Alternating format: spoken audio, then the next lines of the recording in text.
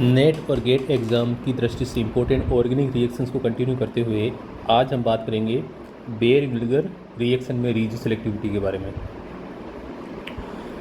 तो जो bear विल्गर reaction है, इसमें जो माइग्रेटिंग ग्रुप हैं, इन माइग्रेटिंग ग्रुप का जो माइग्रेशन ऑर्डर होता है वो इस प्रकार से होता है।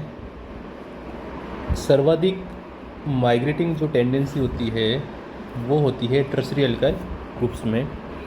उसके बाद नंबर आता है सेकेंडरी एल्काइल ग्रुप्स का, और सबसे कम जो माइग्रेटिंग टेंडेंसी होती है वो होती है एन एल्काइल ग्रुप्स में। तो इस कंसेप्ट को हम कुछ एग्जाम्पल से समझने की कोशिश करते हैं।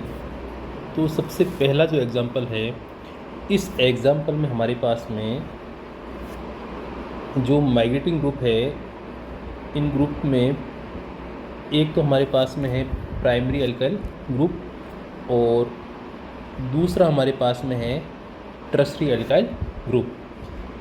चूँकि माइग्रेटिंग टेंडेंसी जो होती है वो टर्शरी एल्काइल ग्रुप की एन एल्काइल ग्रुप की तुलना में ज़्यादा होती है, तो इसमें जो टर्शरी एल्काइल ग्रुप है वो माइग्रेशन करेगा। अगले एग्जाम्पल में हमारे पास में एक तो है सेकेंडरी एल्काइल ग्रुप और एक हमारे पास में है एरिल ग्रुप। चूँकि जो माइग्रेटिंग टेंडेंसी जो होती है वो एरिल ग्रुप्स की एल्काइल ग्रुप की तुलना में ज़्यादा होती है, इसी वजह से इस केस में जो माइग्रेटिंग ग्रुप है वो होगा एरिल ग्रुप।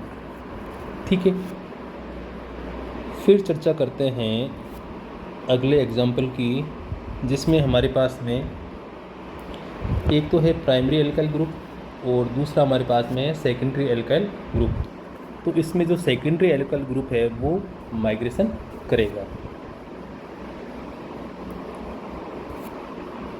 लास्ट एग्जाम्पल में हमारे पास में दोनों ही एरिल ग्रुप से, लेकिन एक एरिल ग्रुप जो है वो इलेक्ट्रॉन रिच है, क्योंकि इसमें OMe ग्रुप हमने जोड़ रखा है।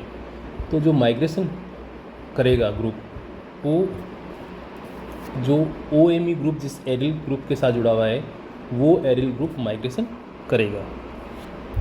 ठीक है, तो ये कुछ एग्जाम्पल्स थे बेयर विल्गर रीअरेंजमेंट में रीजू सेलेक्टिविटी के।